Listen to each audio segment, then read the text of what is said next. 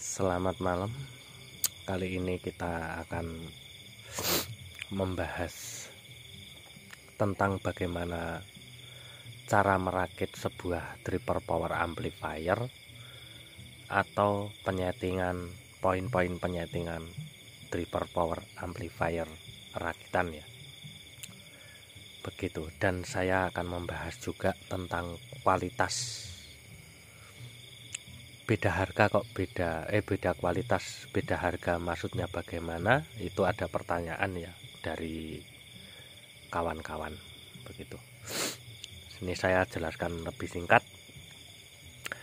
Ini kan ada sebuah kapasitor ya, elko. Nah, di situ. Kalau ini kualitasnya itu yang jelek, kurang bagus, itu cepat mengering. Apalagi untuk elko resonan ya, elko resonan, kapasitor input. Nah, itu kalau nilai udah menurun atau kering, itu dia suaranya bisa berubah. Kalau yang bagus itu dia lama ya, tahan lama begitu. Dan nilai-nilai resistor ini saya menggunakan resistor toleransi 1% ya, gelang 5 semua untuk yang kecil-kecil. Kalau yang gelang 4 Taiwan, original Taiwan tapi gelang 4 itu toleransinya 5% ya, saya nggak pernah pakai. Jadinya saya memakai toleransi 1%. Atau resistor yang model coklat-coklat itu, yang modelnya coklat kan ada toh, gelang 4 model coklat. Nah, itu toleransi 5% juga. Saya sudah terbiasa merakit dengan toleransi 1% ya. Begitu. Original Taiwan gelang 5 semua, kaki tembaga ya, kakinya besar-besar tembaga tapi bilang besar-besar. Begitu. Ini juga dari kualitas pokoknya. Terus transistor juga begitu. Kalau yang kualitasnya jelek atau kualitasnya kurang bagus, itu HEV-nya itu cepat mengalami penurunan ya, gitu. Transistor begitu. HEV perlu dicek mas? Ya perlu. Kalau saya perlu, tapi kalau yang lain nggak tahu. Gitu. Karena biar bias itu imbangnya enak, itu bias. Terus kayak transistor bagian diferensial, bagian feedback, nah itu HEV itu juga perlu, karena biar DCO nya itu enak disetting, dripper tidak mudah mengalami osilasi sistem ya, begitu.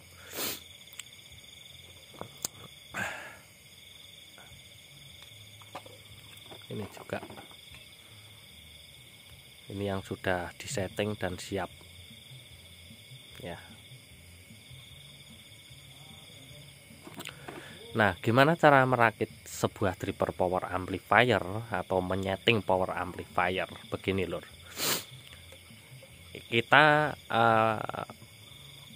penggantian TR, apalagi kalau single layer ya. Kalau single layer usahakan solderannya mateng ya, usahakan solderannya mateng dan menempel dengan sempurna begitu. Itu poin terpenting. Nah, keduanya, kalau kita menyeting sebuah dripper power amplifier, itu kalau kita nyoder kaki transistor ya, kita nyoder kaki transistor, itu waktu penyetingan itu jangan dulu dicoba ke voltase dulu, tunggu rada dingin ya, tunggu rada dingin, nanti kita baru nyoba. Kalau kurang pas, kita ganti transistor ibaratnya, atau nyoder yang mengenai kaki transistor. Waktu kita ngeriset dripper, nyeting dripper, itu kalau kita udah selesai, itu bersihkan fluknya dulu, baru kita kasih arus ya, dan ditunggu transistor ini dingin. Kenapa? Kalau kita menyoder ibaratnya DCO kurang imbang atau transistor ada bermasalah, kita ganti transistor yang mati ibaratnya, atau yang kurang bagus. Nah itu kita habis masang langsung dialirin setrum. Nah itu nanti bisa berakibat osilasi ya, begitu dulur. Karena transistor itu kena panas, HEV-nya itu juga bermain gitu loh. Entah dia ada yang lebih tinggi, entah dia ada yang lebih rendah begitu kalau kena panas. Ya seperti bias servo lah kita contohnya. Bias servo kalau panas dia kan menurun. Nah, kalau dingin dia naik ibaratnya kalau bias kan. Nah seperti itu, transistor ini mempunyai resistansi suhu ya, dan nilainya itu bisa berubah karena suhu panas begitu. Jadinya kalau ngeriset dripper itu diusahakan kita itu ngasih arusnya bener-bener ditunggu dingin dulu ya. Jangan ngeriset nanti nyodarin langsung kasih arus, nyodarin langsung kasih arus. Bubrah lur, bubrah itu hancur ya, osilasi, hancur kesana kemari, nggak sinkron gitu. Jadinya kita nanti malah dibuat lama dan dibuat bingung begitu ya. Itu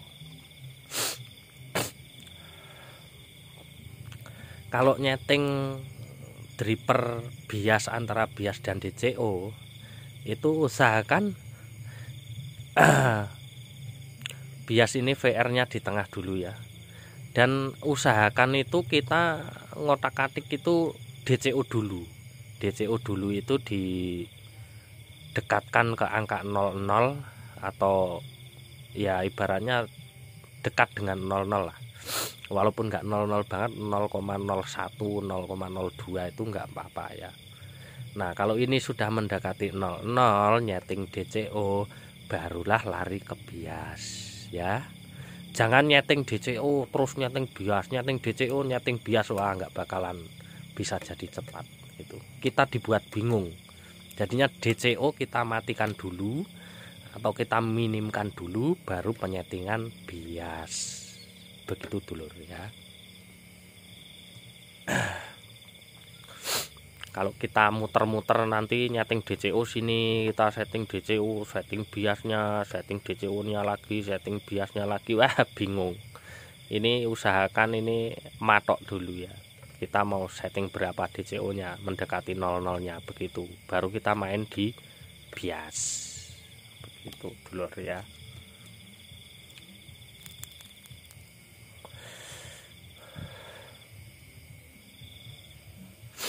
Itu dari segi kualitas komponen dan dari segi itu ini udah sip. Ini yang tipe tinggi ya lur ya, yang dripper panjang ini yang model ini dua ini kita setting di maksimal 65 VAC. Jadinya udah saya jelaskan kemarin, suplainya minta rendah tapi tenaganya sudah mampu walau untuk ngangkat 18 in begitu ya. Suplainya ini maksimal di 65 VAC, minimal di 32 itu minim ya. Itu jadinya maksimalnya itu ada di 65 VAC CT begitu.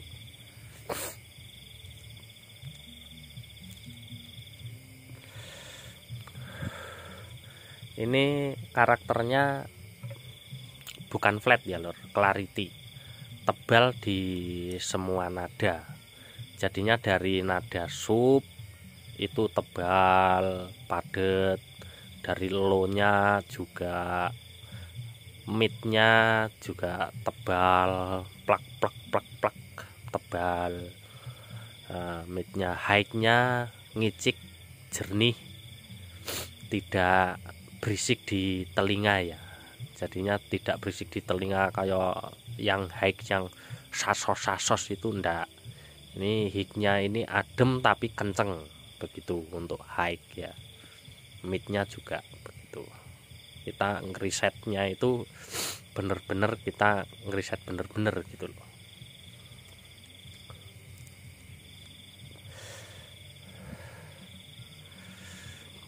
saya ngerisetnya ini cuman pakai kuping meter ya lur, bukan pakai alat-alat canggih seperti osiloskop ya itu tadi ya.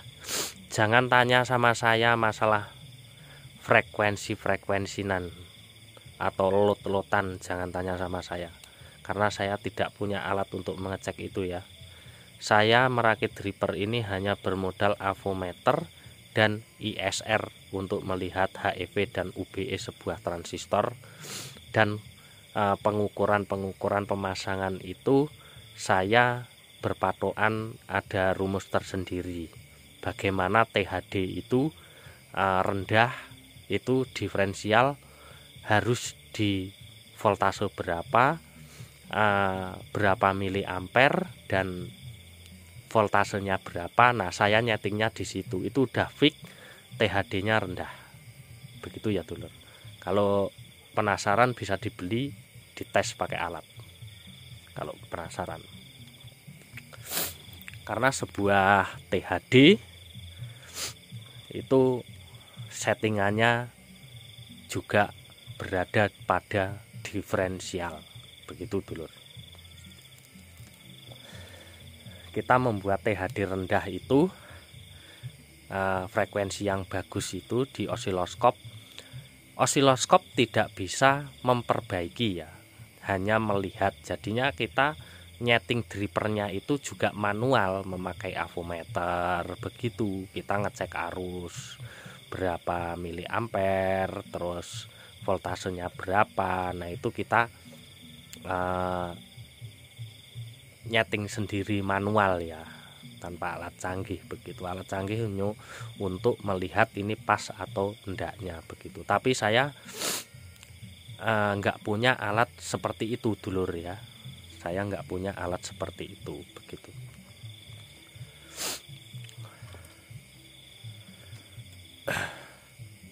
Itu cara saya menyeting seperti itu, dulur. Tapi ya alhamdulillah sampai saat ini konsumen saya belum ada yang kecewa ya tentang hasilnya begitu.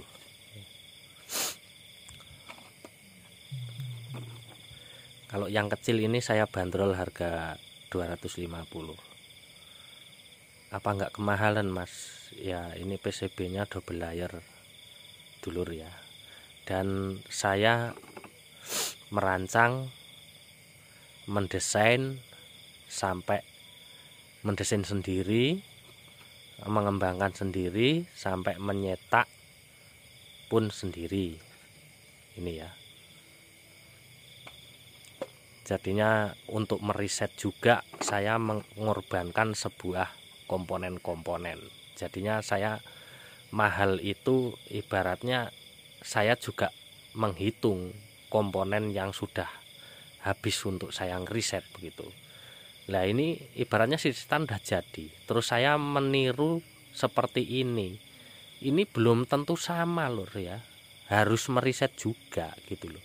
Karena nilai sebuah komponen itu walaupun kita belinya sama tetap nilainya beda begitu, dulur. Jadinya perlu ngeriset, penggantian komponen kurang pas cabut lagi. Kalau komponen yang sudah tak cabut itu nggak tak pasang kembali, saya harus yang baru lagi itu. Yang bekasan itu tak masukkan dalam ember itu ya. Tuh yang bekasan transistor, resistor itu, yang bekasan gantian. Begitu, dulur. Ya walaupun rakitan ini saya bikin clarity begitu. Kalau yang tidak hobi elektronik, ngambil simpelnya ya, pertama orang yang hobinya elektronik kurang, terus orang yang nggak mau ribet ya beli power jadi begitu. Tapi ya perlu digarisbawahi, jangan sempat menjelek-jelekkan rakitan, menghina rakitan, umbrunan, jawanan seperti ini tuh jangan ya, dulur.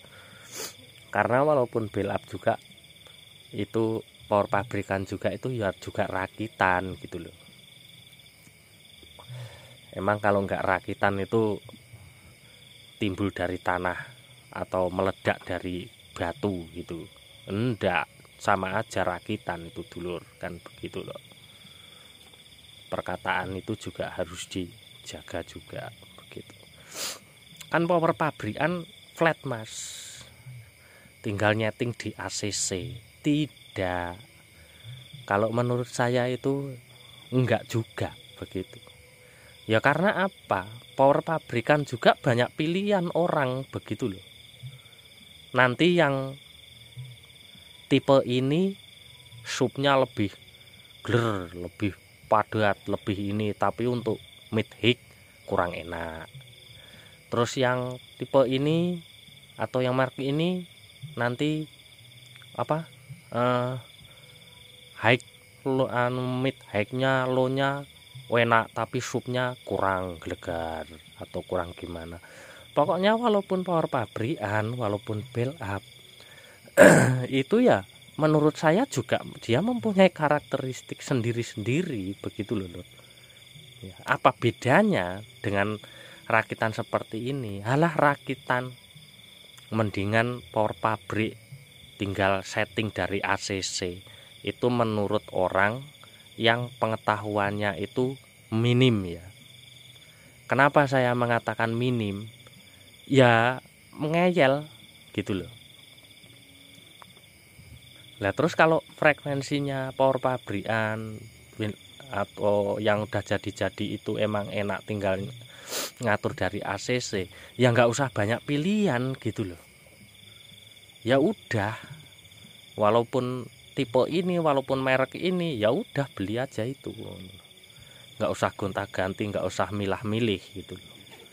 Orang itu kalau mau beli power walaupun pabrikan tetap milih, wah ini supnya lebih sip, walaupun sama tipenya.